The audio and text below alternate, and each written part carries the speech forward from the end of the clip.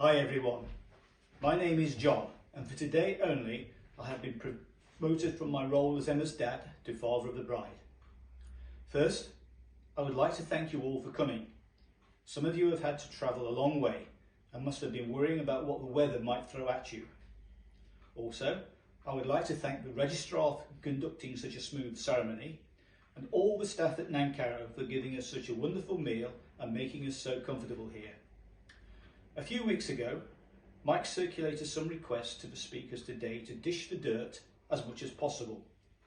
Unfortunately, I don't know anything embarrassing about Mike. I'll leave that to other speakers. What you do learn about Mike as you get to know him is a very good cook, which is just as well because Emma doesn't shine in that department. That's probably because her early experience with cooking was a little traumatic. Aged about 3, she and her friend Lucy went to play next door whilst Emma's mum enjoyed a nice soak in the bath. When Mum came downstairs, she could hear Emma and Lucy playing in the kitchen and then realised that the goldfish bowl was empty. She ran shrieking into the kitchen to find said goldfish flopping about in a toy frying pan on a toy stove. Emma has been a reluctant cook ever since. That doesn't mean she can't cook. Emma is a very enthusiastic person and over the years her enthusiasm has led her into many different activities. At one point she was a player for the Mullion ladies football team and her Guinness and chocolate cake always went down well after the match.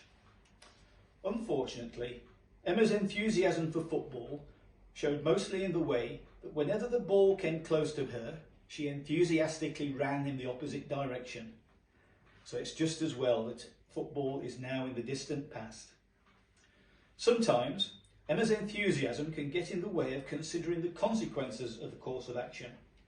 During a school skiing trip, the group were practicing jumping from the top of a mogul. When Emma's turn came, she successfully made the jump, then turned around to accept the applause of the crowd and skied backwards off the mountain. It was many years before she admitted how her expensive designer sunglasses were broken. Emma's also very trusting. When told by her dad that Garibaldi biscuits are dried fly biscuits, she believed him without question. She has been picking the currants out of scones ever since. Sometimes though, her trust is overcome by her stubbornness. One evening, she asked her engineer father for some help with the maths homework. The ensuing row about how to calculate the area of a triangle was pretty explosive. Loyalty is another of Emma's traits. On holiday in the Lake District, the family set out to climb Helvellyn.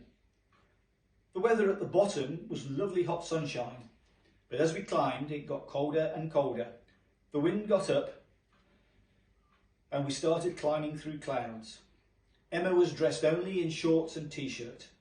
However, she refused to go back and was going to follow her dad up that mountain despite looking like an icicle.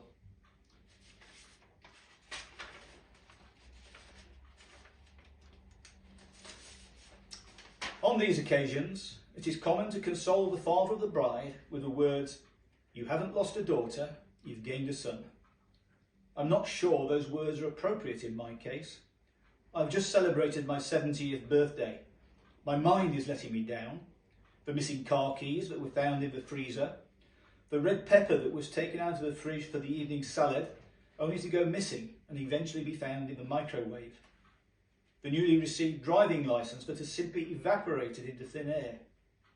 And I suspect that without the continue watching button on Netflix, I wouldn't have a clue what I watched the previous evening.